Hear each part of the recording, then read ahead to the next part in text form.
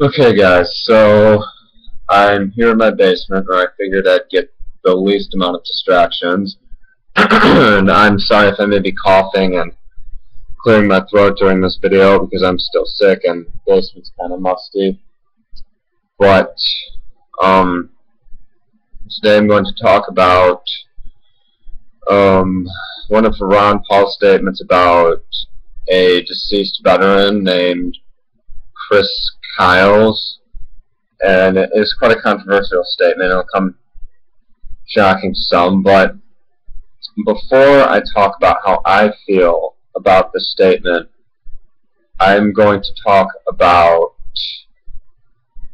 the background information and why Ron Paul would make such a statement.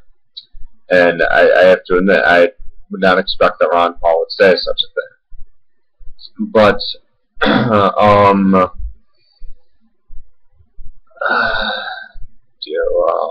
gosh, what was I gonna say?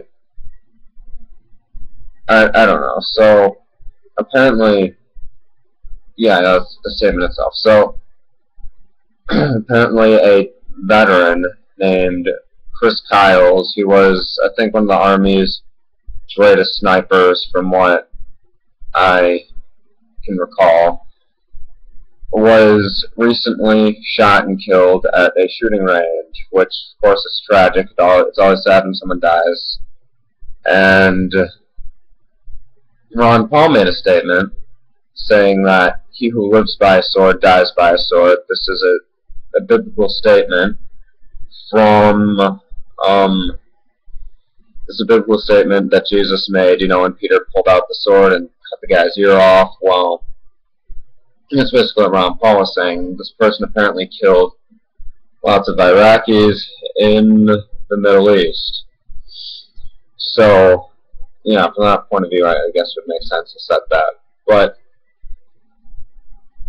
anyway, some background information on Chris Kyles himself. You know, people are now talking about, oh, he was such a good person, what a good person he was, and, like, he was kind of, I'm not saying it's good that he died, but he was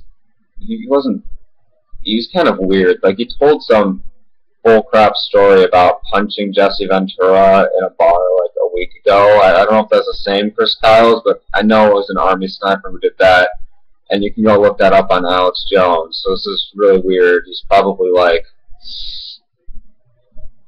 he's involved in, I don't know, some weird stuff. You can go look that up on Alex Jones. Chris Kyles punches Jesse Ventura, which of course is just a bullcrap story. And anyways, so this statement Ron Paul made, "He who lives by the sword dies by the sword," after he died, was extremely controversial. And so a lot of people are getting mad at him, like, why did you say that, Ron Paul? And I have to admit, when I heard this, I didn't think Ron Paul would make such a statement. You know, people are like, oh, he's mocking his grave, he's dancing on his grave. I heard Glenn Beck was pretty mad about it. And so, you know, I was thinking, why would Ron Paul say such a thing? Because normally when I think of Ron Paul, he's sort of just like a sweet old man. Whereas, you know, when you think of someone like Alex Jones, he's more like the rough and aggressive one. However, I don't think Alex Jones would make a statement like that either, in part because, well, Alex Jones wants to sort of bring everyone together, and if he makes a statement that's supposedly this controversial or against, you know, or culturally taught so much, then veterans and police officers and stuff will get mad, and that will hurt his info war. So, I mean, I can understand that. But here, now I'm just going to tell you the truth and how I feel about it. Ron Paul, though he may seem like a sweet, innocent man, back in the day, he was much more loud and aggressive, sort of like Alex Jones. His old age has tired him out quite a bit. And also, people usually think of Alex Jones as more radical of a person than Ron Paul is, because, of course, he's louder, more obnoxious now because he's younger, and he gets into more conspiracies. You have to remember, Ron Paul had a whole political career, and if he starts talking about like 9/11 conspiracies and stuff like that, that could really hurt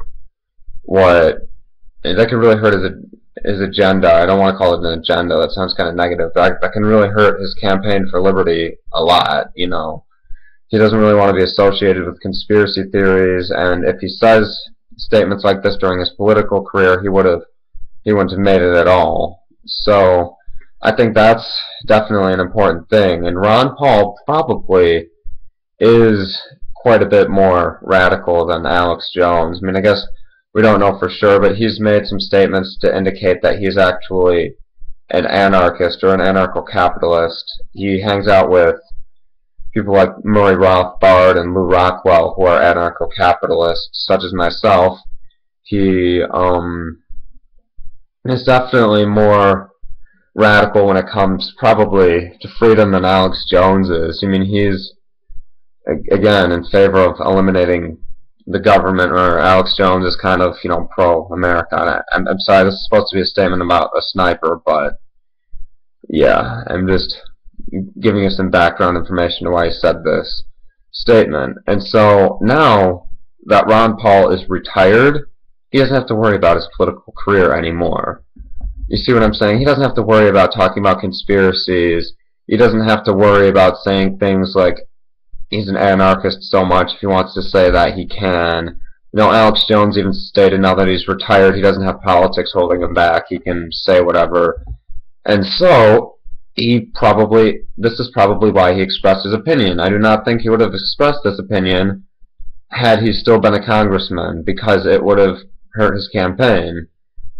And so with his campaign out of the way, votes out of the way, he can say pretty much whatever he wants and talk the straight up truth. You know, that's just what I'm doing right now, because I'm not worrying about a campaign. I'm not worrying about how many people like me. I just want to tell what my opinion is, what I think is real truth. And so that's more like what Ron Paul is now that he's retired. But anyways, so now that we have this extremely controversial statement, you know, a sniper dies, and he's like, he who lives by the sword dies by the sword. And I'd like to say, I think it's a true statement. You know, I'm not saying that killing is never justifiable, because there are some times when it is, and I'm not saying what happened to this guy is right. But I think Ron Paul really has a point here. This guy was supposedly the best snipers. He killed a bunch of people in Iraq, and just because it's an act of war doesn't justify it, right? I mean, we're trying to imperialize the Middle East right now. This whole thing is a bunch of crap. This Al-Qaeda is really the CIA. All the quote-unquote terrorists are just people fighting to get us out. They just want us gone because we're imperializing it, because they're the only place left in the world that won't submit to global government and the banking cartel. We're droning them, blowing them up. It's miserable, and you think they're terrorists. Go to someone in Texas and ask what they'd do if China invaded, and they'd do the same thing those Iraqis are doing over there. They'd shoot them, they'd set off car bombs, they'd do all sorts of stuff. So, really, when you think about it, we're not much different than them. In fact, we're the real terrorists. We're the imperializing force, army. And this guy sniped several people. Like, we're all crying over him, crying over his grave. What about those people he killed? Are we going to cry for them? You know, they're innocent people. They're just trying to defend their country. You know, we're trying to imperialize their country. We're not defending ourselves right now. If you think we're defending ourselves, you're a fool.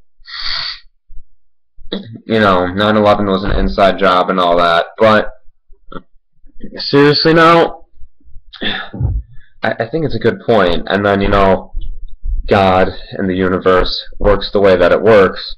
And so it's essentially like karma. You know, he goes and shoots a bunch of people. You know, he gets it. I'm not saying it's right. I'm not saying he should have been killed. I'm not saying it's not tragic. But I just, you know, I feel like that's the way it is. You know, and I feel like what Ron Paul made was a very true statement. I feel like it's a very ethical statement. I feel like it's an example. You know, now that Chris Donor died, he burned down, people are probably going to say, oh, he was a terrible person. Why'd he kill all those police? Well, when you think about it, it's all the media and what we're taught to think is right. You mean, we look down on people like Chris Donor when, I think that was the guy's name, that cop that killed a bunch of people. But when Chris Kyles died, we're taught to think, oh, he's a veteran, he's a great person, therefore we need to honor him. And it doesn't make sense. Why would you honor one murderer and not honor another murderer? Just because it was an act of war doesn't mean it's not murder. We're the Imperials, we're the initial aggressors, we're at the wrong. So therefore everyone we kill is a murderer. Just like back in the ancient times when Rome was imperializing barbarian tribes and so forth, well, Rome was murdering them. When a Roman killed one of the barbarians, they were murdering that person. But when a barbarian killed a Roman, it was completely justifiable because those scumbags were trying to take over their tribes and turn them into slaves. And essentially, I guess you could say that about the people in the Middle East. They're just trying to protect themselves and against the horrible imperial armies that are in there. And I hope everyone who's a veteran wakes up to this. I hope everyone who's in the army wakes up to this. And I want to say that I do not disagree with what Ron Paul said at all. He was speaking the truth, and he was speaking it bravely, despite what other people think of him. And he probably realized it was going to make people mad. So, yeah, that's what I have to say about the topic. If you have your opinion, comment below. You can like me, hate me for this, unsubscribe. I don't care. I just say what I feel is true, because that's really what's honorable. Auf Wiedersehen.